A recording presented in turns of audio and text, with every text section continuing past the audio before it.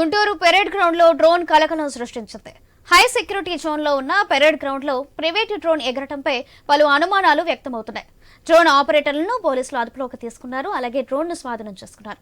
అయితే ఇదే గ్రౌండ్ లో జరిగిన స్వాతంత్ర వేడుకలకు మంత్రి లోకేష్ హాజరయ్యారు.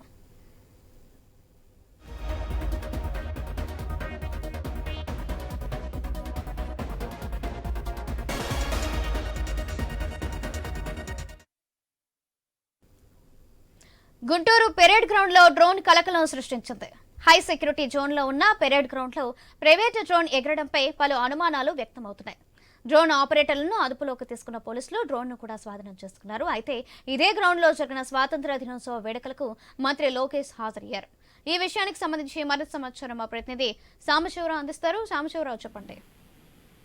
గుంటూరు పోలీస్ పెరేడ్ గ్రౌండ్ లో స్వతంత్ర దినోత్సవ వేడుకలు ఘనంగా నిర్వహిస్తా ఉన్నారు. ముఖ్యంగా ఈ యొక్క కార్యక్రమానికి మంత్రి నారా లోకేష్ అతను ముఖ్య అతిథిగా కూడా హాజరవడం జరిగింది. అయితే ఈ నేపథ్యంలో అక్కడ ఆ పోలీస్ పెరేడ్ గ్రౌండ్ లో ఈ స్వతంత్ర దినోత్సవ వేడుకలు జరుగుతున్నటువంటి సమయంలో అక్కడ ఒక డ్రోన్ కలకలం రేపిందని చెప్పుకోవాలి. ఆ పోలీస్ పెరేడ్ గ్రౌండ్ లోకి ఒక్కసారిగా డ్రోన్ పైకి ఎగరడం, అది కూడా ఎటువంటి అనుమతులు లేకుండా ఆ డ్రోన్ ఎగరడం తోటి ఒక్కసారిగా అక్కడ ఉన్నటువంటి అందరూ అధికారులు ఉలిక్కిపడ్డారు. ఉలిక్కిపడమే కాకుండా ఆ డ్రోన్ ఎవరైతే ఆపరేట్ చేస్తా ఉన్నారో వాళ్ళని వెంటనే గుర్తించి కూడా పోలీసు అదుపులోకి తీసుకోవడం జరిగింది. అయితే ప్రస్తుతం మనకి అందినటువంటి సమాచారం ప్రకారం ఆ డ్రోన్ ఒక ఏఎస్ఐకి సంబంధించినటువంటి కూతురు, వాళ్ళ కూతురు ఈ డ్రోన్ ఎగరేసినట్టుగా తెలుస్తా ఉంది. ఆ పోలీస్ డిపార్ట్మెంట్ లోనే ఏఎస్ఐగా పనిచేస్తున్నటువంటి వాళ్ళ అమ్మాయి ఈ యొక్క డ్రోన్ ఎగరేసినట్టుగా తెలుస్తా ఉంది. అయితే పోలీసులు ఇట్లా డ్రోన్ ఎగరవేయకూడదు కదా, ఇది తప్పు అని చెప్పేసి వారించినప్పటికీ నేను పోలీస్ కుటుంబానికి సంబంధించినటువంటి వ్యక్తిని, నాకు ఈ డ్రోన్ కి పర్మిషన్ తీసుకోవాలని తెలియకూడదు అని చెప్పేసి